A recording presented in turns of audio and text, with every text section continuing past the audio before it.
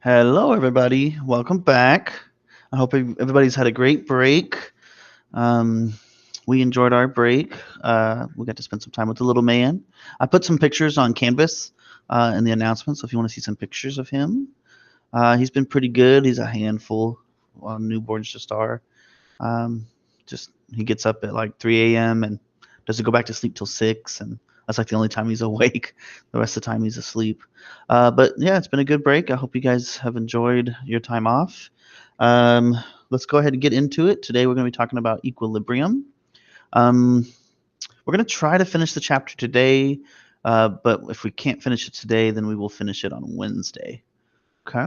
I'll see you guys today, Wednesday, and Friday. We have 3 weeks left, so let's have a look at our PowerPoint that I made for today. This is not it. This is an old one. Let's see. Here we go. Okay, so today we are going to do a brief review of equilibrium. I'm going to try to make it really quick. I want to do some advanced practice with rice tables so we can see kind of like the worst case scenario of what you guys need to be able to do. And the algebra will get kind of nasty. And they're not always that hard, but usually equilibrium's pretty heavy on the AP test. Whether it's be multiple choice or free response, it's always there, and it's always a big chunk of the test. And most of the problems are not crazy, but they can be, right? And then we're going to talk about Le Chatelier's principle.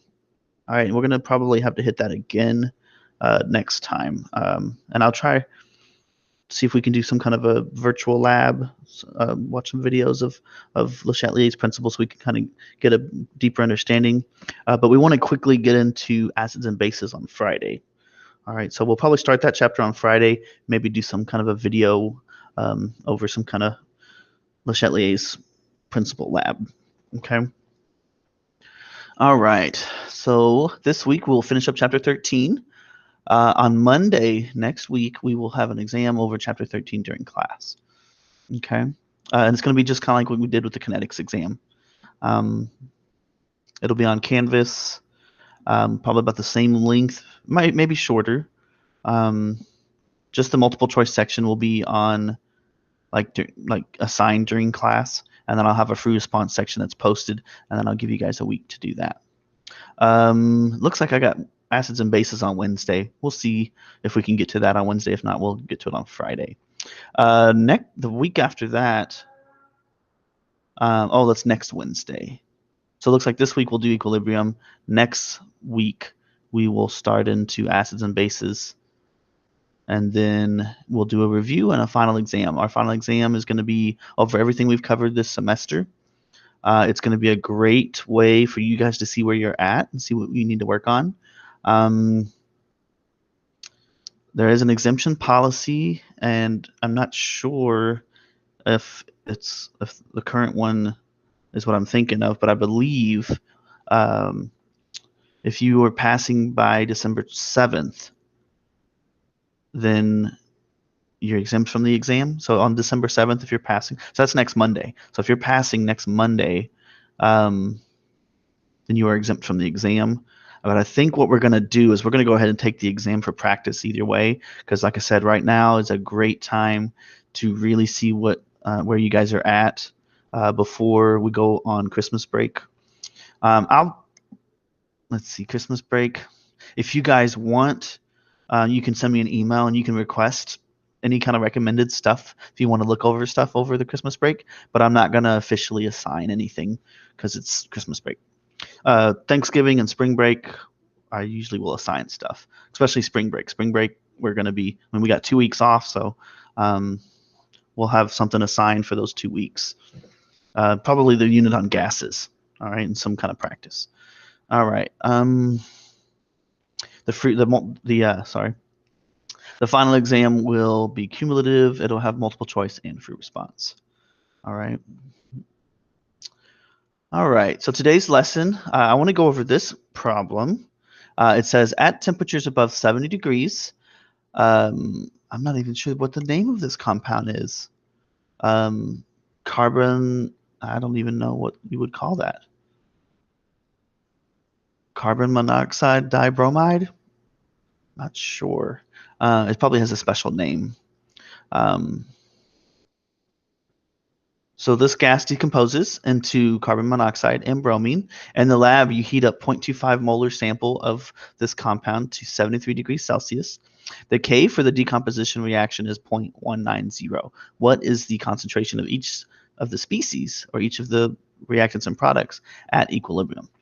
So it tells us that it breaks down at a certain temperature, and then it says that in the lab at a temperature that's above 70 degrees, and the temperature doesn't matter, but it says that the compound will break down by a decomposition reaction to produce simpler molecules. So we've got our reaction, and then we've got the K value for this reaction, and that's it. We've got the initial concentration of our reactant. All right, so this is an example where we can assume only the forward reaction will happen. Okay, because you only have the reactant. You're not told that you have any of the products. And it says it's a decomposition reaction, which means that you've got something, one molecule, and it splits into simpler molecules. And so that means that it is a one-way reaction. Okay. Now it is going to try to get to equilibrium, but it is not a one-way reaction. It is a reaction that is shifting to the right to produce the products. So it's actively shifting to the right to produce products. Okay. All right. So let's try this one. Let's get our handy dandy whiteboard here. Let's write our reaction. So remember, to write a rice table, we need RICE. So we need reaction. So here is my R. Here is my reaction. This guy is splitting into carbon monoxide and bromine. And that's just bromine. It's liquid. And it's always Br2. This is carbon monoxide, which is gas. And actually in the problem, it may have said something about gaseous bromine. I'm not sure if it's a liquid or not here, but these are all gases, which doesn't matter. But that's our R. That's our reaction. So we write the reaction, and then I is initial. So we're told that the initial concentration of COBr2 or COBr is 0.25 molar. We are not told this, so we can assume it's a 0 molar. And the way that the question is worded, it says you've got this compound COBr, and it decomposes or breaks down when it's heated. And so from the way that it's written, we just start with our reactant. We have no products at the beginning of the reaction. Okay. Just be careful when you read these questions. Make sure that you truly can assume that. In this case, you can, but there's some other examples where and it's very common for students to think that, oh, it's just going to go to the right and it's going to produce, but then in actuality, everything's backwards, right? And the change is where it matters. So when you write the change, or the C part of the rice table, we're going to write minus X, minus because we're consuming the reactant, right? We're shifting to the product side. So if you want to write an arrow up here to show, in terms of Chatelier's principle, we're going to make a shift to the right to reach equilibrium. So that's why it's minus. And it is X because it's an unknown quantity. And it's a 1X. And if you want to write 1X right there, go ahead. But X or 1X. And the reason it's a 1 is because that is a 1 on the coefficient. Okay? So make sure that you bring your stoichiometry in the balanced equation down into the rice table. Okay? So this is a minus X. I'm going to clean this up. Minus X. This is a plus X, again, because that's a 1 in the coefficient. If that were a 2, we would put a 2X there. All right, so make sure that you bring the stoichiometry into the rice table. Bring it to the party. And then the next one is equilibrium. So what I usually do here is I draw a line, and then I write E, and then that just tells me that I need to do 0.25 minus X will be an expression to find the equilibrium concentration of that substance, COBr. And then this is going to be X.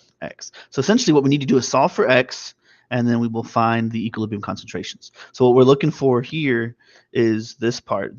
We don't know what this is. We don't know what this is. We don't know what this is. And that's what we need to figure out. So how do we do this? We use the K expression, our equilibrium constant expression. The equilibrium constant expression is equal to the concentration of CO times Br2 all divided by COBr. All right. And then that's equal to, now these are going to be the concentrations at equilibrium. So we're going to use the equilibrium part of this table. So let's plug that in. So on top, we're going to have X times X, because those are right there in the products on top. And then we're going to divide that by 0.25 minus X. Okay. And then what we can do is rewrite this as X squared over 0.25 minus X. And I like to put parentheses around these.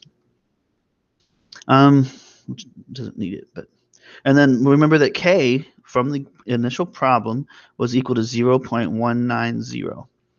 So we're going to solve this thing that I'm boxing. We're going to solve that for X. All right, so the first step here is to cross multiply, and then we're going to collect like terms, and then basically do the opposite of whatever is there until we can solve it. All right, so I'm going to erase so that I can have some more room. I'm going to erase in 3, 2, 1. Okay, and then we've got, let's rewrite what we had.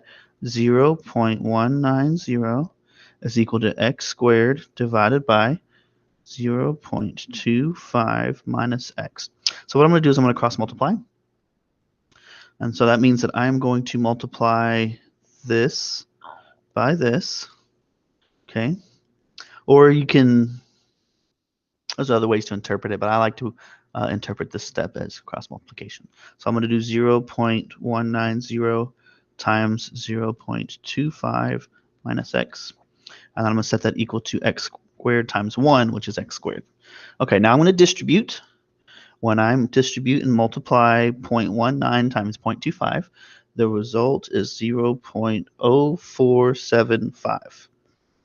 And it's still just a number, so that's what I get. And then when I do 0.19 times X, I get 0.19X. And I keep the negative, because a 0.19 times a minus X is a minus 0.19X. And then I set that equal to X squared. All right, so there is our equation. We need to solve this for X. There is a shortcut here, and I kind of want to solve it with the shortcut, which I didn't when I initially did this problem, but I just now realized that I need to solve it without the shortcut. But the intent of this problem is to show you guys how to solve this and how to solve this with the quadratic equation. So notice that this equation has a squared term right there. It has an X term, and it has a constant, or just a number. And remember that quadratic equations have a formula like this: ax squared plus bx plus c equals 0. So if you set all that equal to 0, you can use a quadratic equation. So we need to set this equal to 0. So how am I going to do that?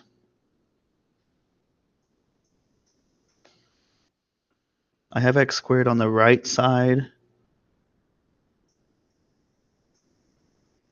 So what I'm going to do is I'm going to add 0.19x to this side, to both sides. All right, let's see what we get with that. I'm going to do it in black. So this is gone. And now we have 0.0475 is equal to x squared plus 0.190x. Okay? And then we're going to subtract this 0.0475 from both sides, 0.0475. So that's gone. And this is what we're going to have. We're going to have x squared plus 0.190x minus 0.0475, and that's going to be equal to 0. So you can see that this is our form. So A equals 1, because that's a 1x, right? B equals 0.190, and C is equal to a negative 0.0475, and that negative is important.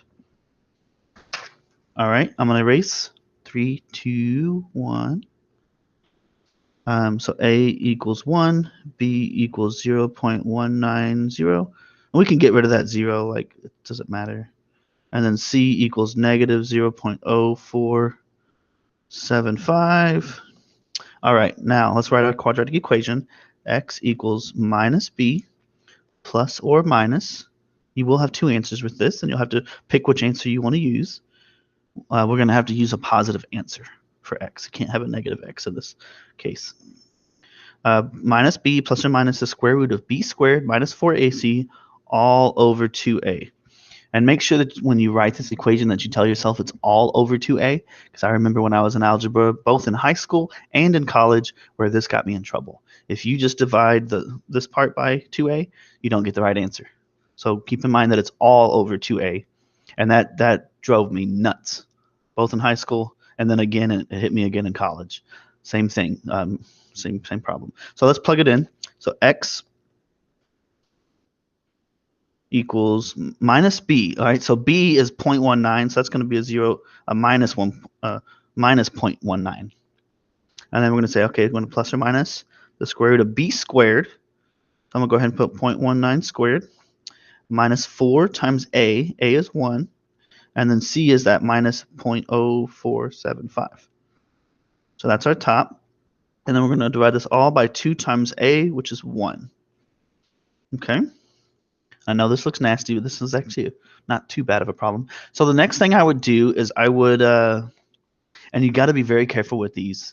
If you try to do all this on the calculator, you may get the right answer, but it's very, very common to mess these up, and very easy to mess them up if you don't do every single step. Okay. So what I'm going to do first is I'm going to square that.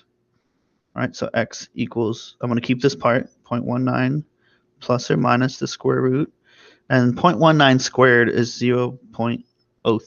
So I'm going to put that in parentheses. Okay, and then that's a minus. And then what I'm going to do is I'm going to multiply all these by together and figure out what's on the right side of this minus sign. And it's going to be 4 times 1 times 0.0475. And when I do that, I get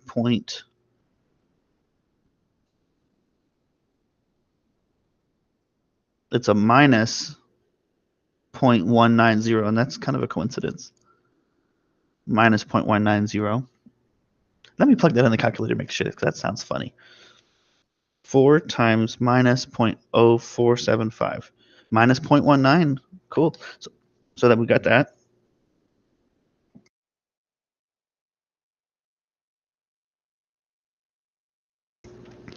Okay, I'm back. Sorry. So we got the square root of this minus this. So let's go ahead and figure out what that is.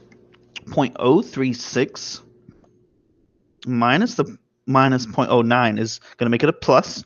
And so that's going to end up being plus or minus the square root of 0.2261. Okay. And then let's see where we're at now. I'm going to erase in just a second. 3, 2, 1. So X equals 0. That's a minus. X equals minus 0.19 plus or minus the square root of 0.2261, all divided by 2. Remember, it's 2 times A, and A is 1, so it's 2 on the bottom. So now I'm going to do the square root of this guy here. Square root of that will give me 0.475, 0.475, and it's a positive number. And then we're going to divide all this by 2. Okay. All right, and when we do this, we can take negative 0.19, and so what we can do is there's two answers. 0, so a minus 0.19 plus 0.475, all divided by 2. That's one answer. Another answer is minus 0.19 minus 0.475, all divided by 2. Well, if you take a minus number, 0.19, and subtract another number, well, then you get more negative. So you're going to get a negative value here. And so we can't use that one. Because we're talking about the change in equilibrium, it needs to be positive. So when you do this quadratic equation, you're going to have a plus and a minus answer, and you have to pick the one that works with what we got, and it needs to be positive. Excuse me. So we're going to take a minus 0.19. We're We're going to add 0.475. When we do that, let's see what I get. Minus 0.19 plus a 0.475.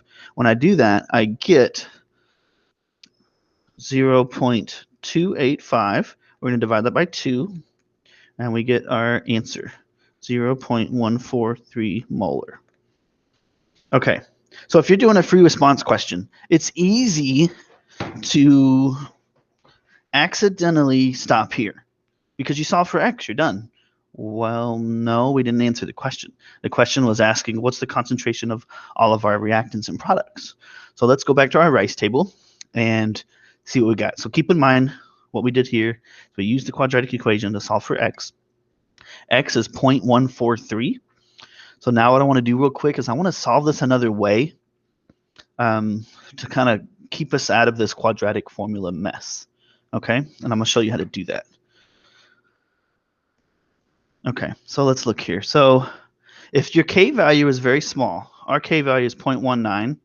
If your K value is very small, that means that equilibrium lies more to the left, to the reactants, right? And so that means that at equilibrium, you have more reactants and products. And so when you write the K expression, K equals 0.19, and we wrote that equal to carbon monoxide times bromine all over 0.25 minus X. So that bottom expression is the reactants, right? It's products over reactants. And so if the reactants are favored at equilibrium, then the change in the reactants is probably pretty small. And so what we can do here is we can actually get rid of that X. All right, so let me fill this in. So I'd mess this up here. So we've got products over reactants. So we've got CO times Br2 all over COBr, right? That's our equilibrium constant expression. And if we plug it in with the variables, we had X times X, or X squared, divided by 0.25 minus X, right? So here's our equation. 0.19 equals X squared over 0.25 minus X. All right, so what we can do here is we can get rid of this little X because the change is going to be small. If K is small. If K is small, then that X is small, and we can almost get rid of it. It's negligible, which means that it's so small it's not going to affect our answer. So what we can do is get rid of this X. And this becomes a significantly easier problem to solve. So we've got 0.19 equals X squared over 0.25. So what we need to do is cross multiply here. So now 0.19 times 0.25, that's 0.0475, just the same one we got before, and that's equal to X squared. So let's square root both sides to find out what X is. Right? When you have X raised to a power of 2, you need to square root it, which is a root 2, which is a square root with the 2 right there. Let me clean this up. So that's a square root, means that it's a root of 2. And so this 2 will kill with this 2. And so that it just makes X. If you take the square root of X squared, you get X. So X equals the square root of 0.0475. And so let's try that. Square root of 0.0475. And we get 0.217. Okay, so with this one, we got 0.217. With our original problem, we got 0.143. 0.143.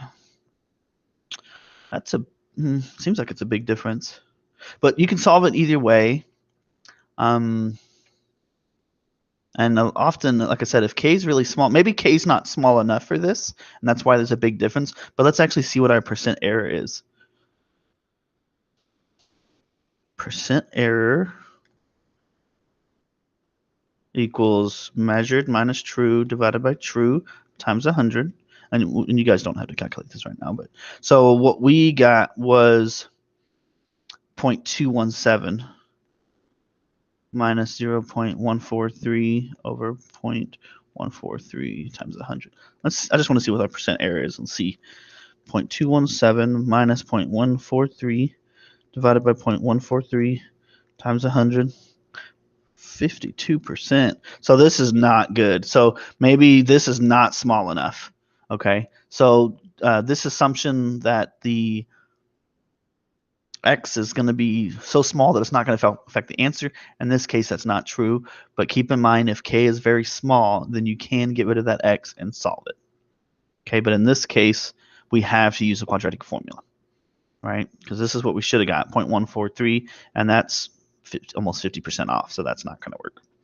All right, I hope I didn't confuse you guys. But when you have that, when you have this thing here, if k is really small, then you can get rid of that x and make it a lot easier to solve. And you may not need to use the quadratic formula.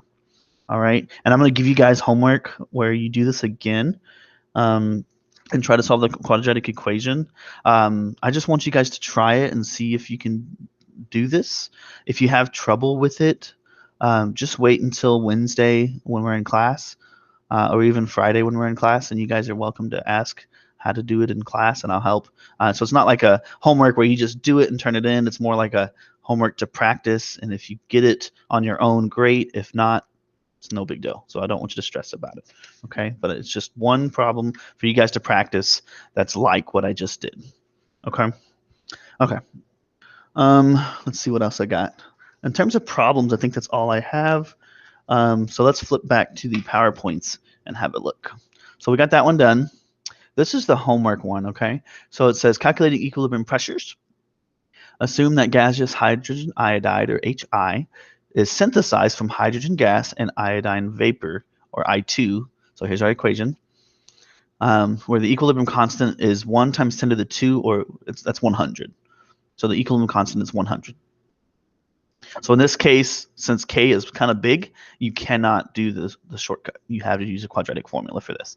So suppose that HI at this pressure, this is initial. So initial pressure of HI, and I would convert that to a decimal form, just make it easier. And then here's the initial pressure of hydrogen, change that to a decimal, and then you've got I2, which is this. And so let me write on here. Let's see. So the initial pressure of H2 is 0.01. This one is 0.005. And this one is 0.5. So I would just go ahead and replace those with that. Okay.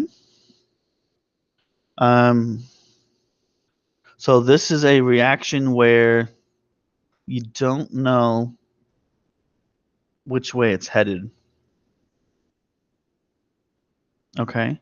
We're going to calculate the equilibrium pressures of all species at equilibrium. Okay. So let me give you guys kind of a head start on this one. So we've got H2 plus I2.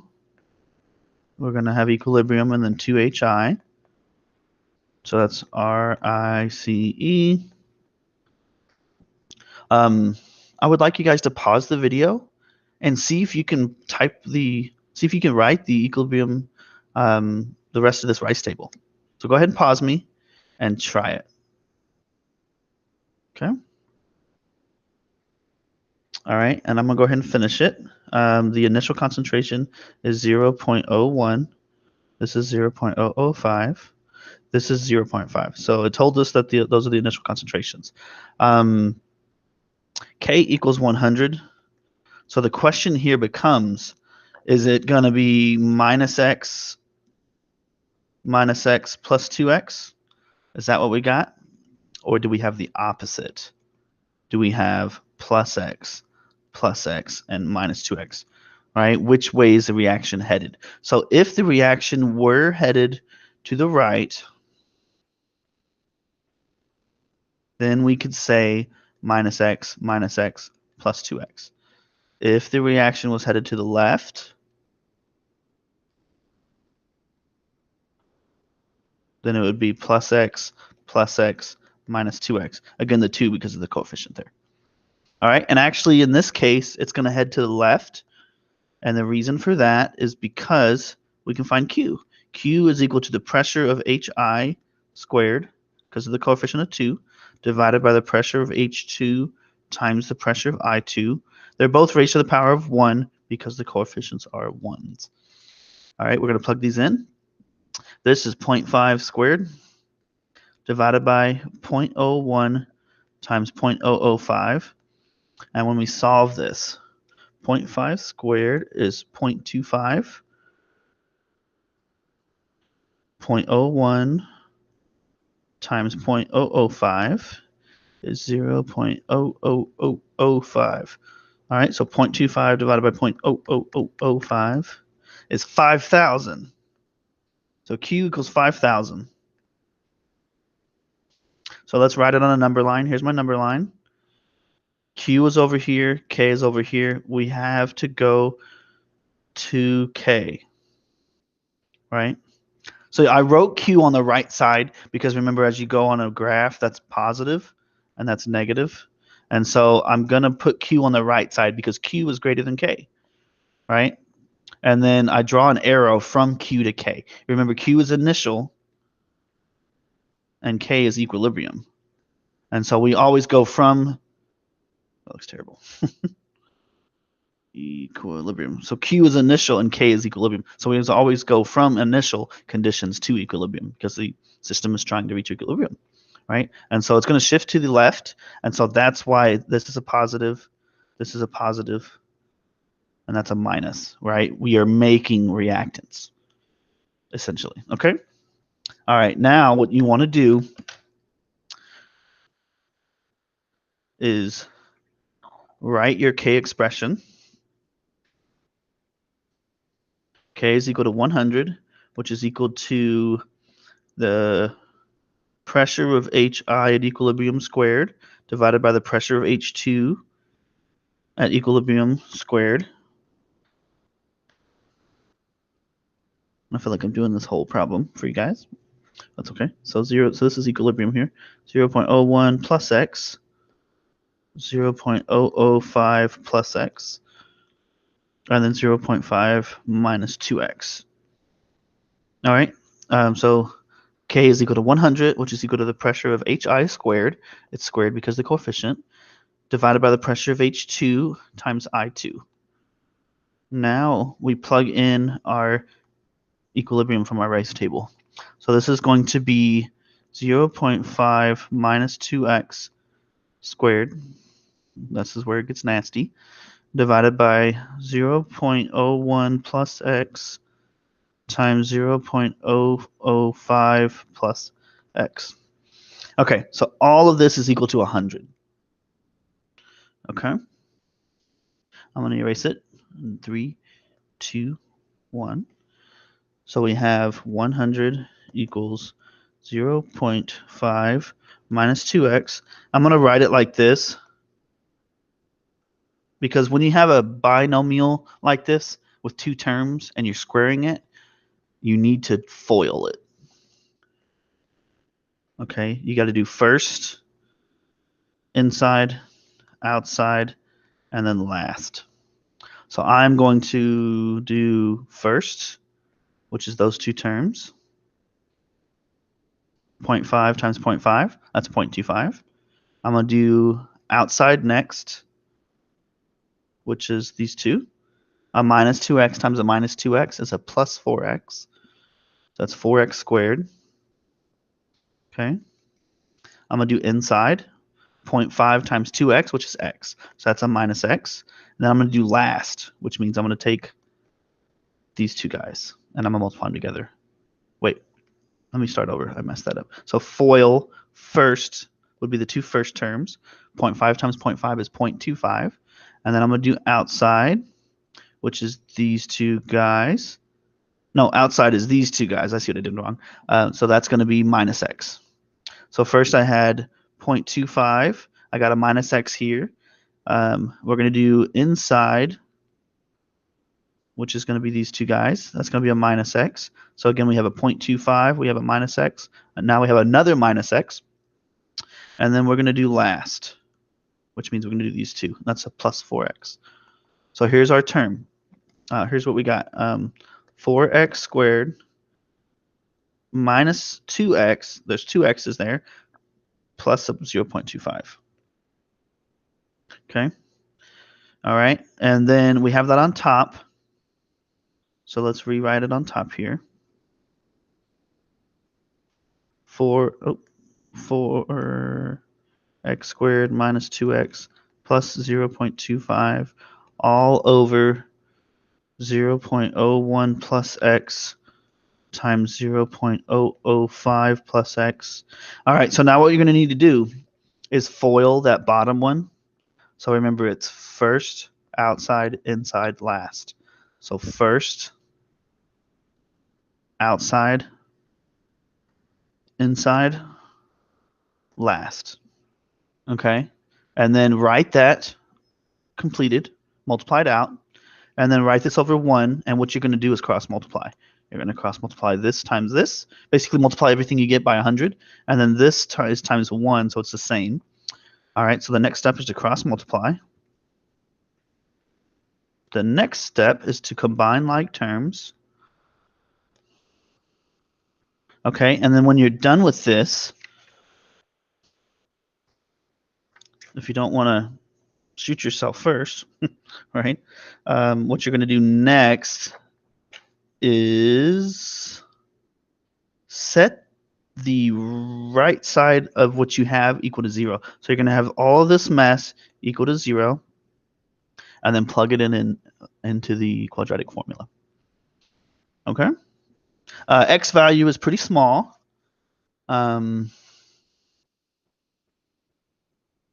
It's pretty small, so it's times 10 to the minus 2 is like the scale of the number. All right, so it's kind of a small number. And then once you have your x, plug it into your rice table and see what you would get. Okay, so that's kind of the most difficult. It's one of the most difficult equilibrium problems I've ever seen. But you guys can do it, and I showed you guys. I walked you through quite a bit of it, so that shouldn't be too bad. Let's go back in and look at our notes here. Let's see. So we did this one. If you have this one, we talked about this one. So maybe go back through that one. If K is greater than 1, then the products are favored. If K is less than 1, then the reactants are favored. And that means that at equilibrium, you have more reactants than products. All right, which is not necessarily the case. All right, remember, it's not 50-50. If you're at equilibrium, that doesn't mean that the concentration of the reactants is equal to products. It just means that the forward rate is equal to the reverse rate. Okay. The K for the forward and reverse is not the same. All right, they are reciprocals. So we talked about that. If you have a K value for a reaction and you flip that reaction, then the way to determine the new K value for flipping the reaction is to take the reciprocal of K. Or if you take a reaction that, if you have A plus B makes C, and you take that reaction and double it, well, then what you're going to do is you're going to take the K and you're going to square it. So that 2 becomes an exponent for the K value. Okay. We talked about that. This says there's an example here, calculating equilibrium. Find the value of Kc. So we've done that. Find Kc. So products over reactants, each raised to their coefficients, right? And then we get a value, and that tells us something about equilibrium. So here's our ICE table or RICE table. R is reaction, initial, change, equilibrium. So here's an example of that. You do have to make sure that you respect the stoichiometry. So if you've got a 2 here, well, in this case, it doesn't matter because we know the change, but just keep in mind that you're going to have to use the stoichiometry. And then the minus here is because it's actually shifting to the right to reach equilibrium because you have 0 products. So if you have 0 products in the reaction, then you can assume it's going to go to the right because it needs to make them in order to reach equilibrium. You have to have a little bit of everything. So the goal here to reach equilibrium is to have a little bit of everything and have the right amount of each thing so that it's balanced, right? So that's the trick here. Okay, so we put that in our K expression and we get our K expression. So we can predict the direction of the reaction. We can calculate the amounts of reactants and products. Now, if we don't know which direction the reaction is headed, we can solve for Q, and we know that Q will go to K. Okay. Now, if Q is equal to K, then you're at equilibrium. And that means that your initial concentrations are equal to your equilibrium concentrations. And that's a unique situation. Okay. Okay, here's another example that we did. Which way will it head? So we solve for Q, we get 1.3. We're told that the K value is 51. So Q is less than K. So if Q is less than K, write it on the number line. That means that Q will go to the right to reach equilibrium. Okay, make sure you guys can do that. So you need more product. So we're going to say it's going to shift to the right. All right, here's another example. We find K value. We plug it in, and we find the Kp. That's easy. So this is just one in terms of pressures. It's the same thing. Just make sure that's an atmosphere, and remember that. Oh, what's the number? I should know this. Torr to atmosphere. How many is that? Or atmosphere to torr. 760. 760 torr is equal to 1 atmosphere, or 760 millimeters of mercury is equal to 1 atmosphere. So make sure it's an atmospheres. And if you don't have atmospheres, you need to use one of these two to get it. Okay. The Kp expression must be in atmospheres. So here's another example where you don't know the change. In this case, we're producing products and shifting to the right because we have no products. So we set up our K expression. We solve for X. Oh, look, quadratic formula. And we get our X. Okay. Nice. And so once we know X, we plug it in to our equilibrium part of our rice table. So this PCl5 will be 1.66 minus that X value. These two will be equal to the X value. But you have to say that. So make sure that you finish the question and say what those values are after you solve for X. All right, Le Chatelier's principle says that if a system is at equilibrium, if there's a disturbance by a change in temperature, pressure, concentration, or a component of the system, then the system will shift position to counteract the effect. So if you make a change to a system at equilibrium, the system is going to shift to minimize that change and to rebalance. Okay, and we'll talk about what I mean.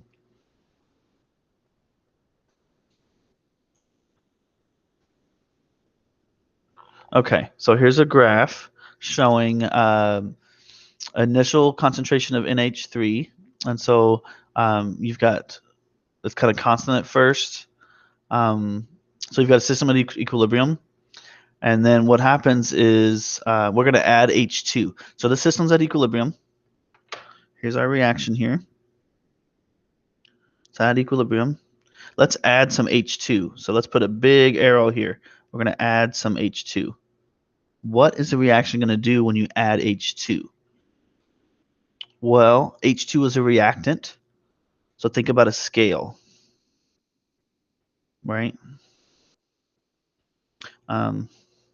If we've got more on this side, right, then what's going to happen is it's going to shift to the other side to balance the weight. Okay, you can think about it that way. So Le Chatelier's principle says that if you add something to the reactant side, then the system will shift to the right, to the products, to negate that addition. All right, so it's always trying to reverse what was changed. So if you add a reactant, it will shift to the right to make products.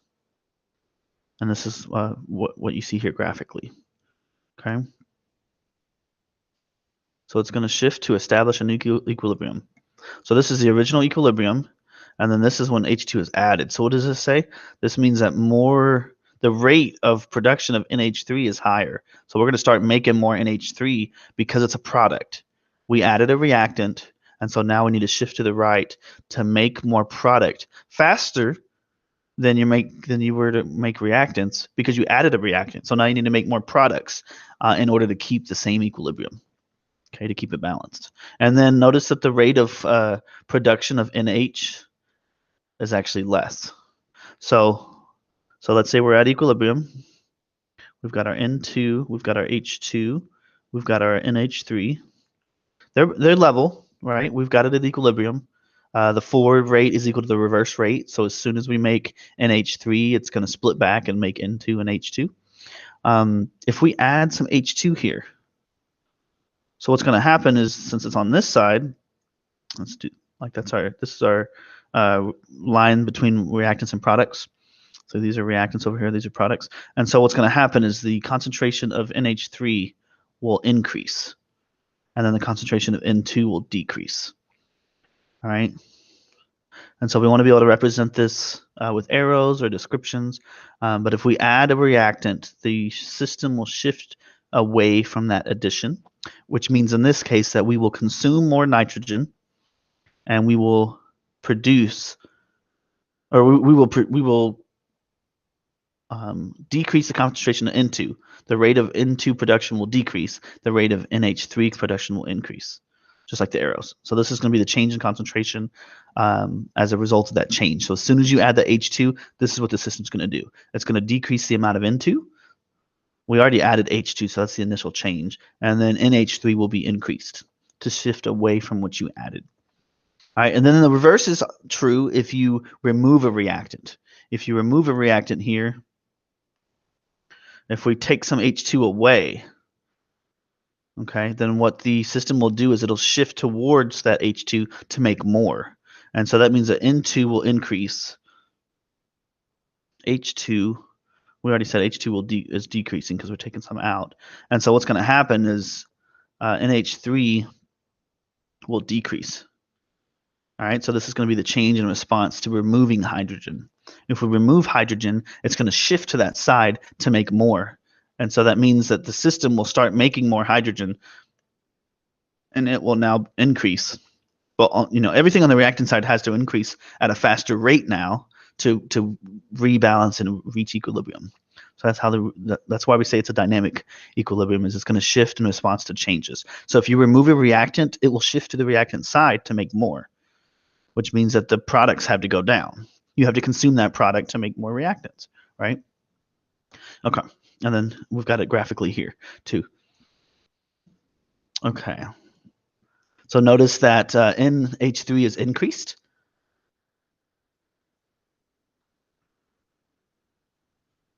Let's see, is this the same one? Well, everything I have here is for that same example. So the second example that I talked about with decreasing hydrogen isn't shown on the graph. This is all just an increase. This is the same graph we looked at before. So let's go to the next example. So let's remove some NH3, and it will shift to the right, like I just said. In industrial settings, the ammonia would be removed from the system by applying high pressure and low temperatures to induce liquefaction of the ammonia. Okay. If you have a system with gases, you can change the pressure, and the pressure will affect equilibrium, but only if you're talking about gases. Change in pressure will not affect aqueous solutions. And remember, in equilibrium, all we care about is aqueous solutions and gases. Solids and liquids do not count. So if we have a change in pressure for a system that has gases, the system will want to get smaller, and so it's going to shift to the right. Okay, so if we increase the pressure, and this is a little tricky here, guys. If we increase the pressure, the system will shift to the side with fewer molecules.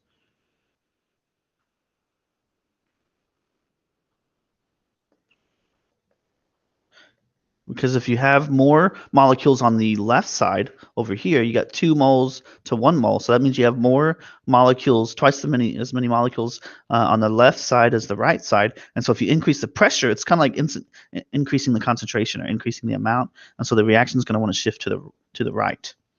And when it shifts to the right, it's going to produce more products. And we could just say it shifts to the right. All right. So if you have an increase in pressure, the system will shift to the side that has fewer gas molecules, total gas molecules. Okay. And only gases count, so just cross out anything else that's not a gas. All right, so if you increase the pressure, it'll shift to the side with less molecules. It'll want to get smaller, so fewer gas molecules. If you decrease the pressure, then it's going to want to get bigger. And so that means that if you decrease the pressure, this thing's slow. If you decrease the pressure, it's want to shift. It is going to want to shift to the side with more moles or more molecules of gas. So in this case, if we had this reaction, if we decrease the pressure, we've got 2 and 2, right? 2 molecules here, 2 and 2. That means that the pressure will have no effect because neither side has more molecules. Okay.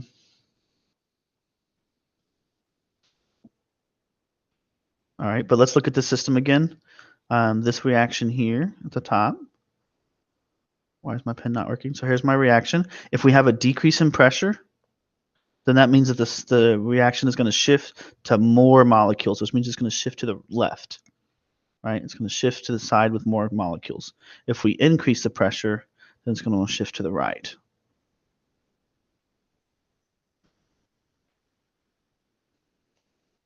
This is going to be left shift. All right, so Le Chatelier's principle is all about predicting which way the shift will be. So that's with pressure. Now, if the partial pressures are affected, then there will be shifting. Otherwise, no. So like in this example here, you have the same molecules on both sides. Pressure changes, there's no shift. Okay. All right, here's another example. If we were to add neon or an inert gas to this reaction vessel, remember that an inert gas does not do anything. Okay. So the partial pressure of everything will not change. And I don't know what's up with all these weird symbols. Okay. Maybe because it's a noble gas, so that's King Neon. Okay. He must be an evil king, I guess. But if you add an inert gas like neon or argon or any kind of inert gas, inert means non-reactive. So it's not going to react with anything. It's not going to affect equilibrium. It's not going to affect kinetics. Okay. Not going to affect anything. So as long as temperature doesn't change, K is not affected. So if you don't change the temperature, then K is not going to change. All right. Changes in temperature. If you have a change in temperature, then K will change. So you'll have if you change temperature for a reaction, then K will change. Just like in kinetics, the rate constant is temperature dependent. The equilibrium constant is also temperature dependent, and it will result in shifts in equilibrium. So anytime you change the temperature for any reaction, it will cause a change in the equilibrium shift, the position. Okay. So if you have an exothermic reaction, which means that heat is a product, right? So it's a minus. So delta H is minus, or heat is a product. If you want to, if you add temperature, so think about it this way. If you increase temperature, well, heat is a product. And so if you add anything to this side, it's going to shift to the left to balance that out. Right, so if it's an exothermic reaction where heat is being released, or heat is a product, or the enthalpy is negative, if you increase the temperature on that system, it'll shift to the left. And then if you have temperature decrease, then it'll shift to the right, because heat is a product. If you lower the temperature, then it's going to shift towards that heat. All right.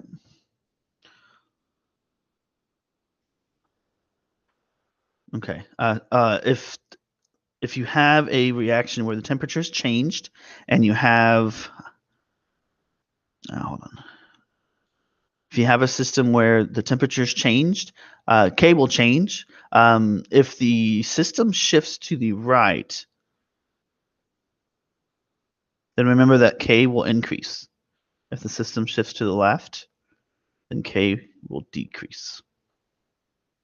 Okay? And so you won't be able to say what's going to happen with K. Is it going to go up or down? All right? So that's an exothermic reaction where heat is a product. So if heat's a product, if you add temperature, it will shift away to the reactants to the left to reestablish equilibrium, and then K will decrease because as you make more reactants, remember K is equal to products over reactants, and so as you if you increase the reactants, it's in the denominator, so that means K gets smaller, right? Now, if you have temperature decreased, then it'll shift to the right to make more heat, and K will increase, right? Because you're making more products, and products is on top. All right, almost done here, guys. Don't know how long I've been talking. For endothermic reactions, the heat is a reactant, and it's positive. All right, so if you increase temperature, that means that if you increase temperature, it's a reactant. So that means that the reactant side is increased, which means it's going to have to shift to the right to establish equilibrium, and that means that K will increase. And then if you decrease the temperature, so let's say we decrease the temperature, the system is going to shift towards that decrease, and it's going to shift to the left, which means that K will decrease. Okay. So if it's an endothermic reaction, heat is a reactant. If you increase that temperature, then it's going to shift away from it to the products, which means that it's going to have a right shift, and then K is going to increase. If you decrease that temperature, then the system has to shift towards that, what you decreased, what you removed, in order to balance it out, right, to undo your change. And so then it's going to shift to the left, and K will be decreased. All right, and it says don't memorize, think. Okay. All right, and we'll stop here because I think this has been a long video. I thank you guys. I hope everybody's happy to be back. We'll have a good couple of weeks, and then we'll be getting ready for Christmas. So it'll be great. All right, thank you guys.